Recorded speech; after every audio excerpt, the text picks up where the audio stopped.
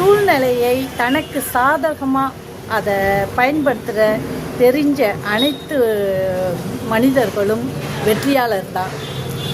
எப்படி சொல்கிறேன்னா, நான் என்னோட வாழ்க்கையை தான் நான் சொல்கிறேன். என்னை ஒரு நாள் நைட்டு எனது நாத்தனார் வீட்டில் தங்க விடலை. ஏன்னா நான் வறுமையில் இருந்தேன்.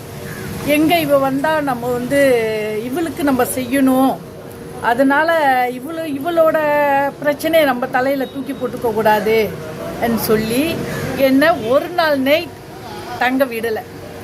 நீ போயிடுமா, ஒன்றெல்லாம் எங்களால் வச்சு சமாளிக்க முடியாதுன்னு சொன்ன அதே உறவால் 18 வருஷம் என்னோட கடின உழைப்பால் அதே வாய் அதே உறவு, மாமா என் வீட்டில் இரு, நான் உன்னை பார்த்து கொள்கிறேன் என்று சொன்னாங்க. அவங்க வீட்டு ஃபங்க்ஷனில் என்னோட பேரை தமிழரசின்னு சொல்லி பத்திரிக்கை அடிக்கிற அளவில் நான் உயர்ந்து நிற்கிறேன். அதுக்கு அவங்களுக்கு நான் நன்றி சொல்லணும்.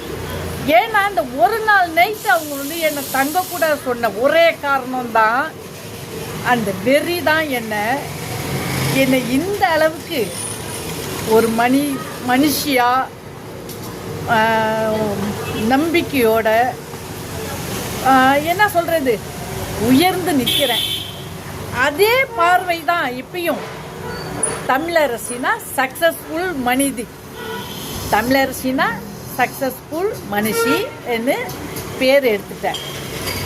பிடிச்சிருந்தா லைக் பண்ணுங்கள், சப்போர்ட் பண்ணுங்கள், கமெண்ட் பண்ணுங்கள். என்னெல்லாமும் என்னை போல் நீங்களும் சொந்த காலில் கடின உழைப்பில் முன்னேறுங்க.